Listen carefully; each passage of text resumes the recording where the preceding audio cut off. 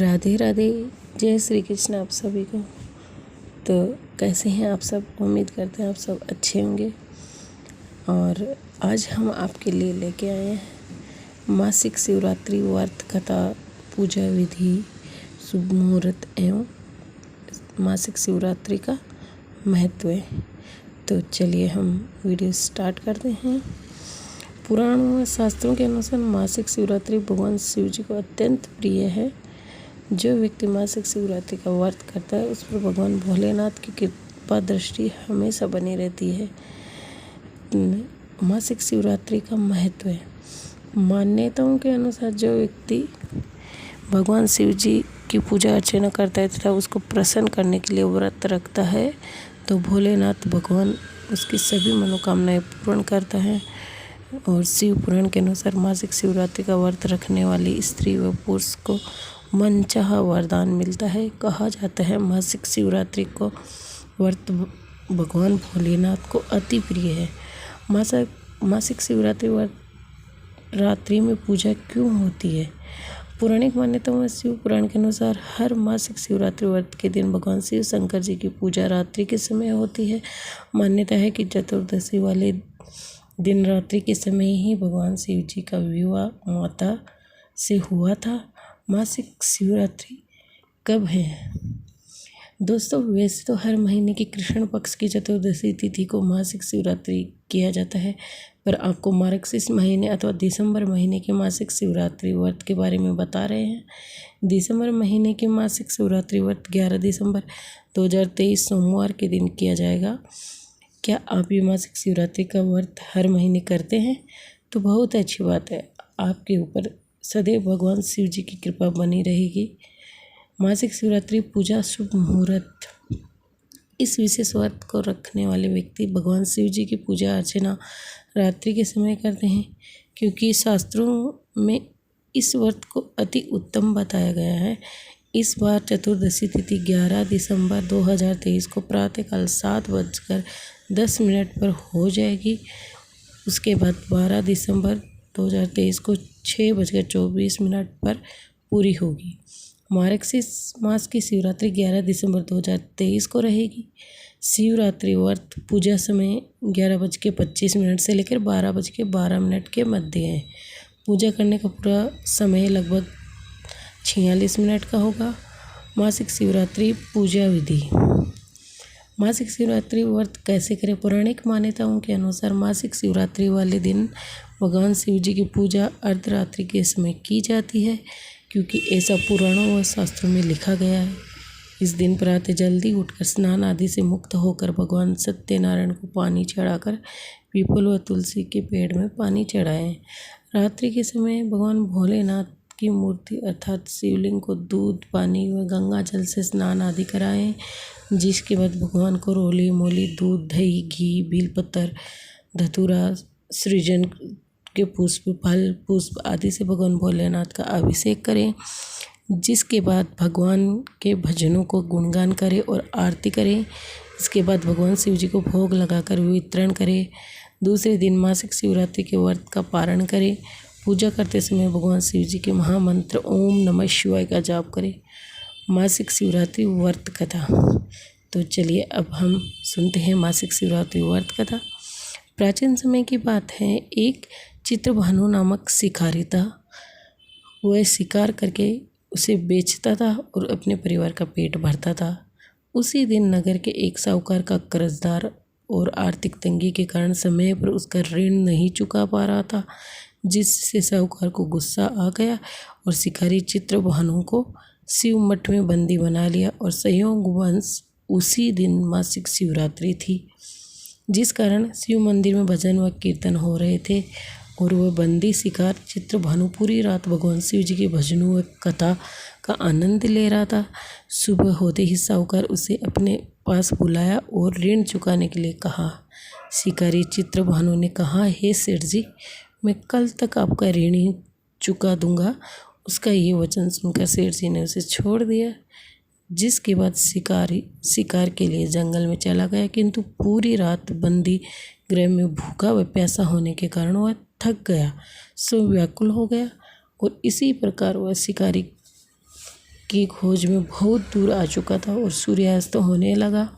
तो उसने सोचा आज तो रात जंगल में ही बितानी पड़ेगी। ऊपर से कोई शिकार भी नहीं कर पाया जिससे बेचकर सेठ जी का ऋण चुका देता।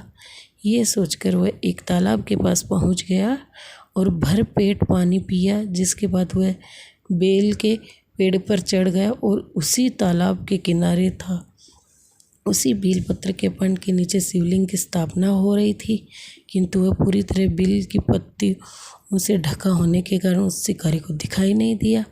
शिकारी चित्रभानु पेड़ पर बैठने के लिए बिल की टहनियों के पत्तों को तोड़कर नीचे गिराया। संयोगवश सभी टहनियाँ व पत्ते भगवान शिवलिंग के ऊपर गिरते रहे और शिकारी चित्रभानु रात्रि से लेकर पूरे दिन भर तक भूखा प्यासा था और इसी प्रकार उसका मासिक शिवरात्रि का व्रत हो गया। कुछ समय बाद उस तालाब पर पानी पीने के लिए एक गर्भवती हिरणी आई और पानी पीने लगी। हिरणी को देखकर शिकारी चित्रभानु ने अपने धनुष पर तीर चढ़ा ली और छोड़ने लगा तो गर्भवती हिरणी बोली, तुम धनुष तीर मत चलाओ, क्योंकि इस समय मैं गर्भवती हूँ और तुम एक साथ 2 जीवों की हत्या नहीं कर सकते, परंतु मैं जल्दी प्रसव करूँगी, जिसके बाद मैं तुम्हारे पास आ जाऊँगी, तब तुम मेरा शिकार कर लेना। उस हिरणी की बात सुनकर चित्रभानु ने अपने धनुष को ढीला कर लिया। इतने में ही वह हिरणी झाड़ियों में लुप्त हो गई। ऐसे में जब शिकारी ने अपने धनुष की प्रत्यंचा चढ़ाई और ढीली करी, उसी दौरान कुछ बेलपत्र के पत्ते झड़कर शिवलिंग के ऊपर गिर गए। ऐसे में शिकारी के हाथों से प्रथम पैर की पूजा भी हो गई। कुछ समय बाद दूसरी हिरणी झाड़ियों में से निकली और उसे देखकर शिकारी को खुशी का ठिकाना नहीं रहा। चित्रभानु ने उस हिरणी का शिकार करने के लिए एक धनुष उठाया और तीर छोड़ने लगा तो हिरणी बोली, हे शिकारी, आप मुझे मत मारो, मैं अभी ऋतु से निकली हूँ और अपने पति से बिछड़ गई। उसी को ढूंढती हुई मैं यहाँ तक आ पहुँची हूँ। मैं अपने पति से भेंट कर लूँ, उसके बाद तुम मेरा शिकार कर लेना। यह कहकर वह हिरणी वहाँ से चली गई।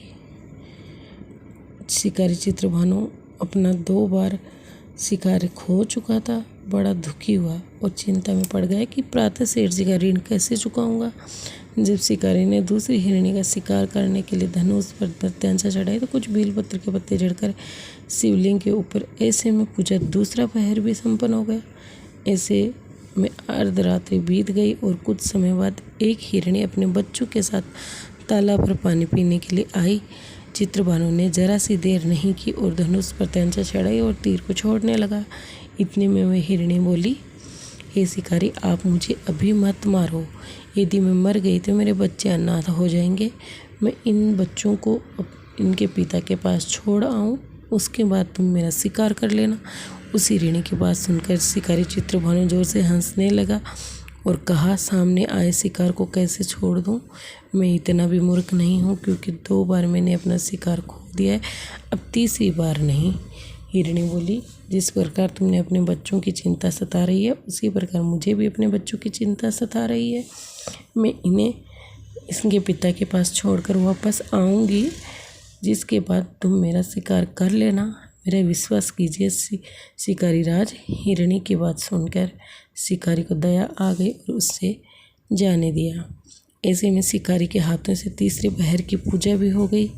कुछ समय बाद एक मृग वहाँ आया। उसे देखकर चित्रभानु ने अपना तीर धनुष उठाया और उसके शिकार के लिए छोड़ने लगा तो वह मृग बड़ी नम्रता पूर्वक बोले, शिकारी, यदि तुम मेरे 3 पत्नियों और छोटे बच्चों को मार दिया तो मुझे भी मार दो, क्योंकि उनके बिना मेरा इस दुनिया में कोई नहीं है।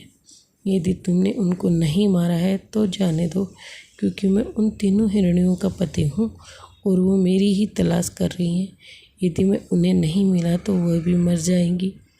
मैं उन सभी को मिलने के बाद तुम्हारे पास आ जाऊँगा, जिसके बाद तुम मेरा शिकार कर सकते हो।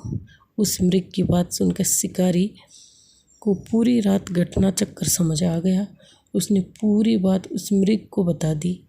मेरी 3 पत्नियां जिस प्रकार प्रण करके गई, उसी प्रकार वो वापस भी आ जाएंगी, क्योंकि वो 3 अपने वचन की पक्की हैं और यदि मेरी मृत्यु हो गई तो वो 3 अपने धर्म का पालन नहीं करेंगी। मैं अपने पूरे परिवार के साथ शीघ्र ही तुम्हारे सामने आ जाऊंगा।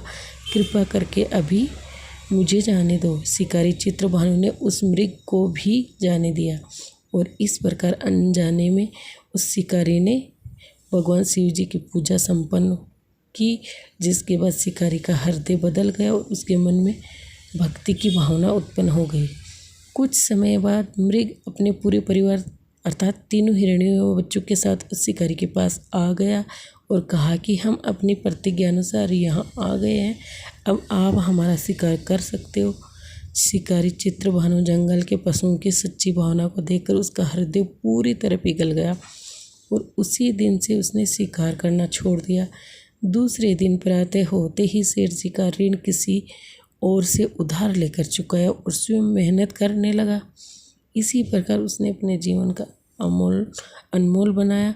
जब शिकारी चित्रभानु की मृत्यु हुई तो उसे यमदूत लेने आए, किंतु शिवदूतों ने उन्हें भगा दिया और उसे शिवलोक ले गए। इसी प्रकार उसे मोक्ष की प्राप्ति हुई। दोस्तों, आज के इस कहानी में हमने आपको मासिक शिवरात्रि व्रत के बारे में बताया। यदि हमारे द्वारा प्रदान की गई जानकारी पसंद आई हो तो लाइक करें और अपने मिलने वालों के पास शेयर करें। और यदि आपके मन में किसी प्रकार का प्रश्न हो तो कमेंट करके ज़रूर पूछें। धन्यवाद। मिलते हैं अगले अध्याय में, तब तक के लिए राधे राधे, जय श्री कृष्णा।